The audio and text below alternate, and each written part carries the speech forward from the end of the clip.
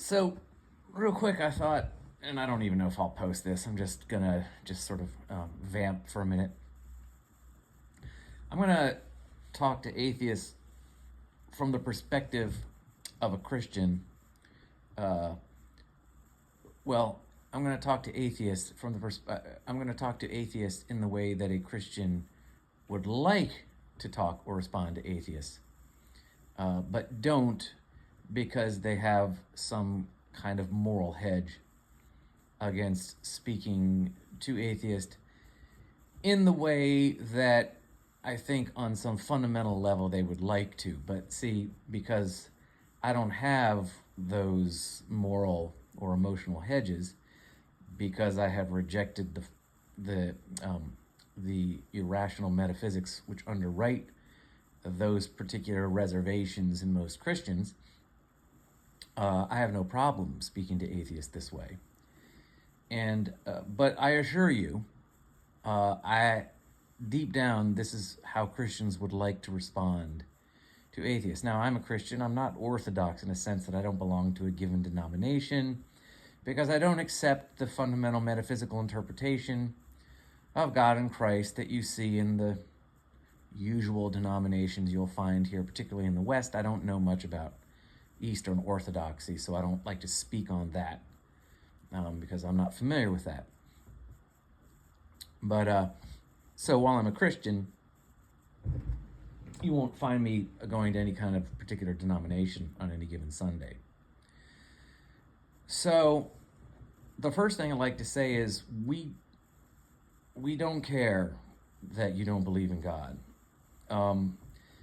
because, well, for my part, I don't care because you're morally on the hook for your choices, and so ultimately it's not my obligation or my mandate to somehow compel you into a belief in God.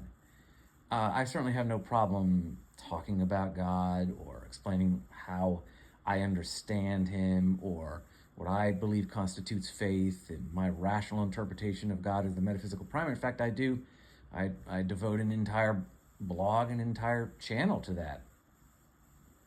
So I know I'm obligated to the truth in the sense that I'm obligated to speak the truth when there's an opportunity, and I do.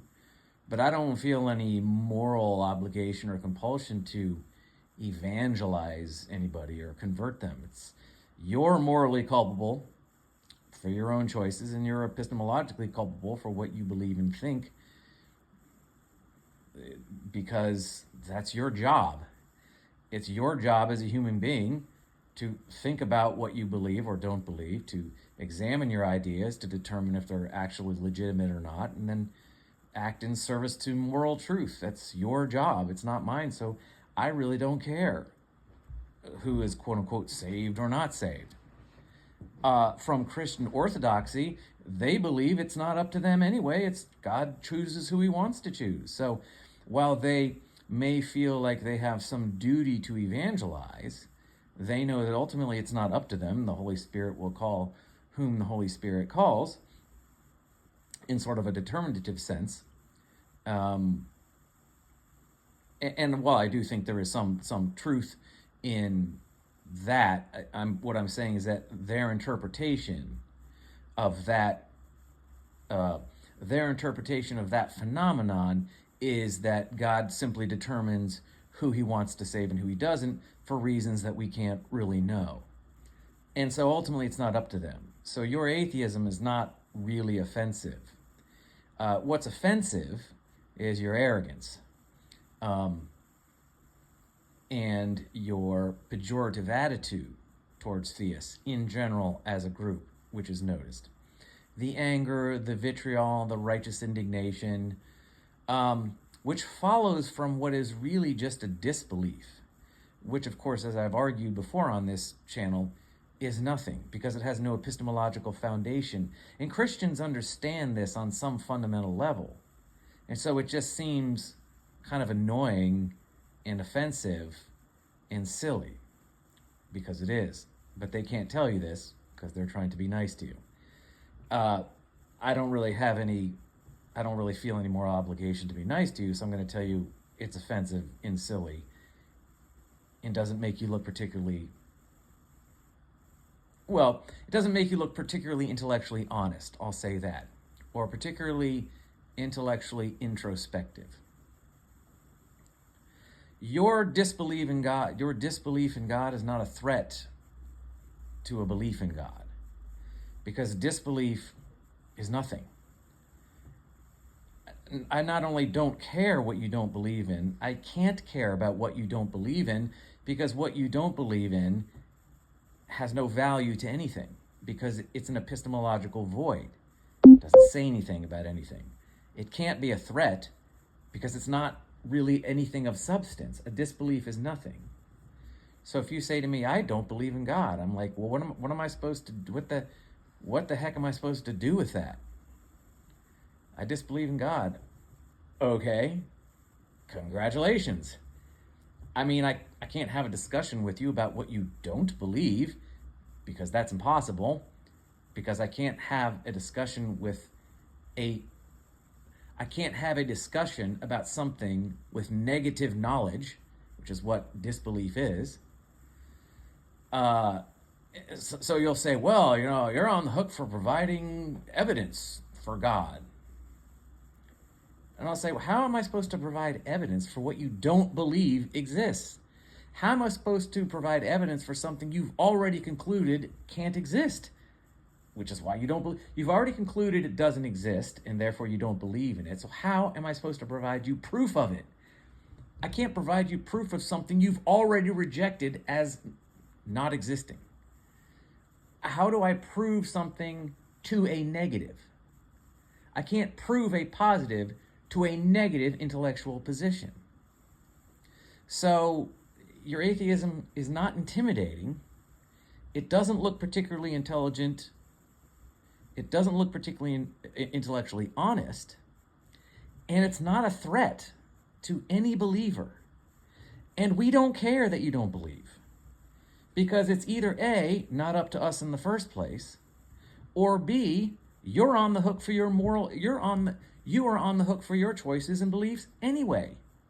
So whatever's going to happen to you in the afterlife, as far as we're concerned, is your problem. Again, as I've said, I do feel I have an obligation to the truth. And I do think that Christians feel like they have a duty to spread the gospel, as it were. But both of these things fundamentally mean that it's kind of out of our hands. So really, the only real threat is the idea that atheism might assume state power and begin to use coercive institutional violence against people who believe in God. That's what we care about. So whatever passion, whatever anger, whatever discomfort you might observe from theists or people who believe in God is partly a response to your massive intellectual dishonesty and your arrogance, and second, a sort of an instinctive response to what amounts to something that could be threatening, because we've seen in the past what happens when atheists get control of state power. It's basically mass murder and exploitation and suppression. So yeah, there's that. There is that. That is a threat. That is something that we fear. We do fear the idea that atheists would get control of the state and then use the coercive violence of the state to suppress anybody who doesn't agree with the atheist's disbelief or whatever. So yeah, there's that. But that there's no, like, we don't feel intellectually threatened. We don't feel morally threatened. Because there's no threat in a disbelief at all. There's nothing intimidating about what you don't believe.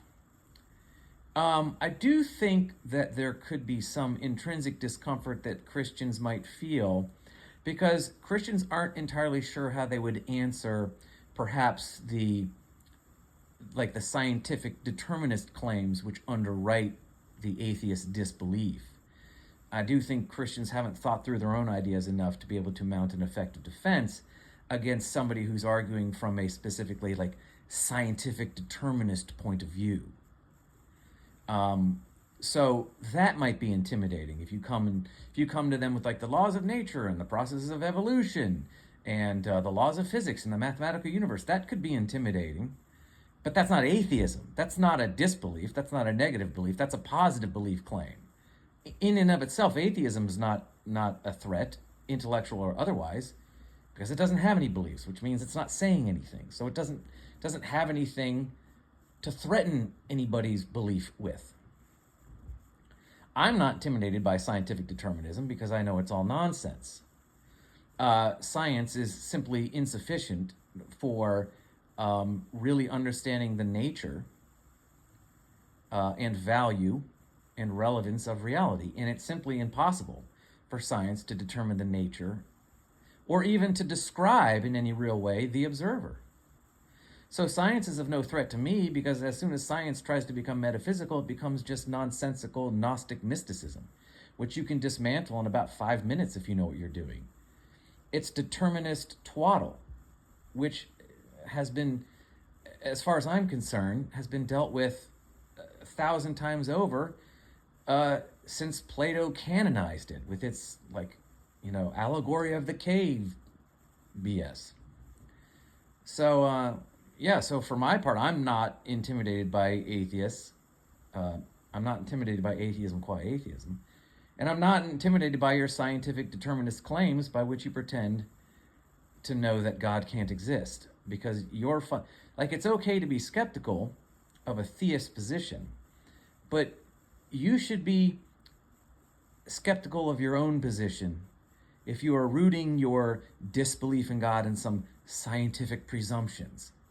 You should be very skeptical of those, because I think you will find that you have a lot in common. The fundamental inconsistencies that you view in Orthodox Western Christianity, those fundamental rational inconsistencies, I think you'll find that you have a lot of those in common if you really were to examine your own scientific determinist principles which govern your atheism, which they do. For the most part, I can't think of one time that I have ever run into an atheist that doesn't appeal to science in some way. Maybe they're out there. I've never run into one. All atheists seem to be, in some way, shape, or form, a scientific determinist. And scientific determinism is just Gnostic mysticism, which is not an intellectual threat.